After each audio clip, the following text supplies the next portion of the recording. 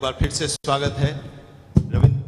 रविंद्र जायसवाल जी मंत्री हैं हमारे साथ उत्तर प्रदेश सरकार में, और इस कॉन्क्लेव में आज इनसे हम इनके विभाग के बारे में जानेंगे। रजिस्ट्रेशन वाला डिपार्टमेंट है और ये विभाग आमतौर पर चर्चाओं में तो कम रहता है, लेकिन फाइलों में इसको लेकर बहुत चर्चाएं होती हैं। हमारे साथ हमारे सहयोगी समृद्ध मिश्रा भी हैं। सर, आपका विभाग कैसा चल रहा है? सब कुछ ठीक है?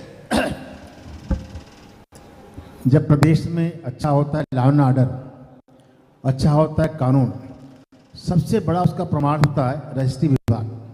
जैसे तब आदमी अपना मकान चाहता है हम बनावे यूपी के अंदर, फ्लैट खरीदेंगे यूपी के अंदर। 2016-17 में यूपी में प्रति वर्ष डॉक्यूमेंट होते थे मात्र 16 लाख के आसपास। 16 लाख के रजिस्ट्रियाँ हो जाए, एग्रीमेंट हो जाए। आज हो रही है प्रति वर्ष 50 लाख के आसपास।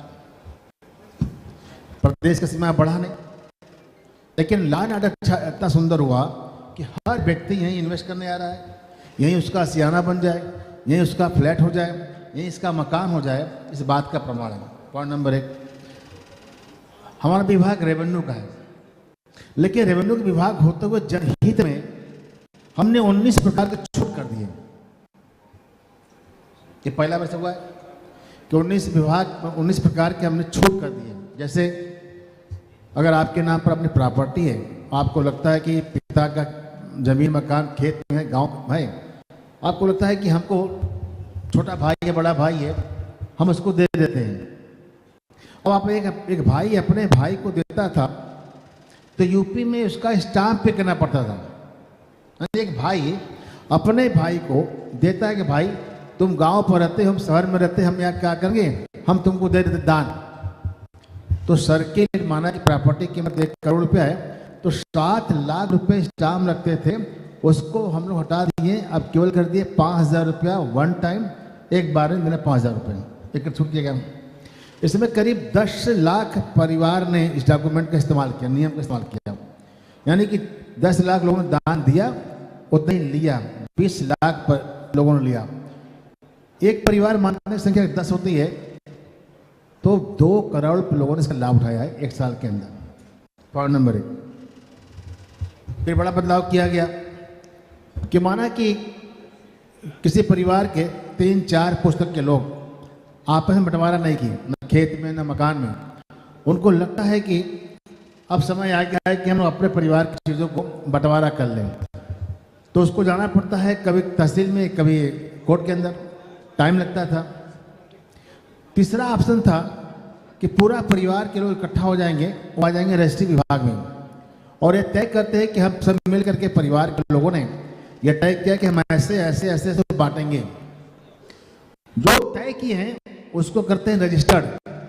जहाँ करते हैं रजिस्टर्ड तो पुनः वहाँ स्टाम्प था। शहर के अंदर 5%, गाँव के अंदर, शहर के अंदर 7%, गाँव में था 5%। माना खेत खलियान के वैल्यू अगर आती है 1 करोड़ रुपये, 7 लाख रुपये वहाँ स्टाम्प लगता था बंटवारा करने पर। अब हमने कर दिया केवल 5,000 रुपया कर दिया। तो 5,000 रुपया दे करके 4 पुस्तक के बंटवारे आप करा लेंगे 5 मिनट के अंदर। आपको बार बार तहसील जाना, सिविल कोर्ट में जाना, परिवार के खिलाफ मुकदमा करना, इससे बचने के लिए पूरा कुटुंब परिवार अपनी जो बातें सहमत की हैं वो हो जाए रजिस्टर्ड। तो पहले था स्टैम्प 7%, अब हो गया केवल 5,000 रुपये। ये बदलाव किया।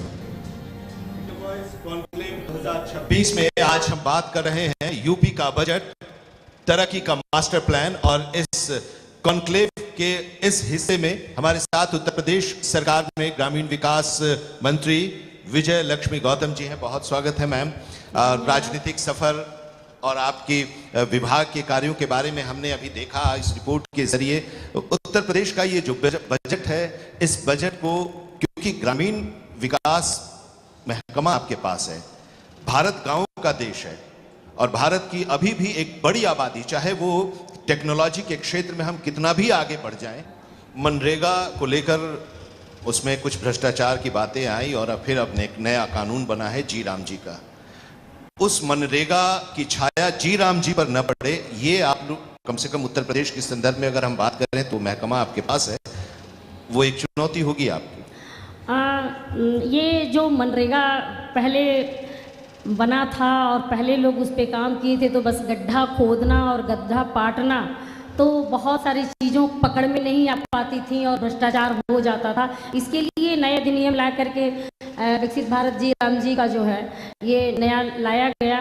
निश्चित रूप से इसमें बहुत सारे संशोधन किए गए हैं, पक्के काम ही होंगे और हमारे जो 125 दिन का हमारे मनरेगा के श्रमिकों को जो मजदूरी मिलनी है उनको दी जाएगी। हमारा 1 हफ्ते में तय कर दिया गया। पहले क्या है कि महीने 2 महीने तक जो उनकी मजदूरी नहीं मिलती थी, उनको काफ़ी दिक्कतों का सामना करना पड़ता था, लेकिन अब ये कि 1 हफ्ते के अंदर ही हमको उनको मजदूरी देना है। अगर हम किन्हीं कारणों से, हमारा तकनीकी कारणों से भी अगर लेट हुआ तो 1 हफ्ते के बाद उनको ब्याज समेत हम देंगे। प्लस कृषि के समय में जो उनको 60 दिन का 80 दिन का जो उनको एक रिबेट दिया जा रहा है कि वो अपना भी काम कर सकते हैं और मनरेगा से भी जुड़े रह सकते हैं, ये सारी चीज़ें। और प्लस उनके जो एक बीमा की तरह कह लीजिए कि अगर वो मनरेगा के श्रमिक हैं तो उनके दुर्घटना होने के बाद उनको 2 लाख रुपया मिले। अगर दुर्घटना में किसी तरह से वो काम करने के लायक नहीं है तो उनको उनका स्वास्थ्य सुविधा के लिए 1 लाख रुपया देना।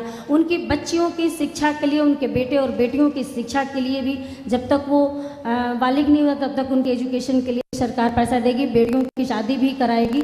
तो ऐसे तमाम हमारी मनरेगा के श्रमिकों के लिए उसमें योजनाएं संबद्ध की गई हैं कि हमारे श्रमिक भी मजबूत हों और वो कमज़ोर ना हो। उनको उनके बच्चों की शिक्षा दीक्षा के लिए, उनके स्वास्थ्य के लिए भी सरकार बिल्कुल उनके साथ है।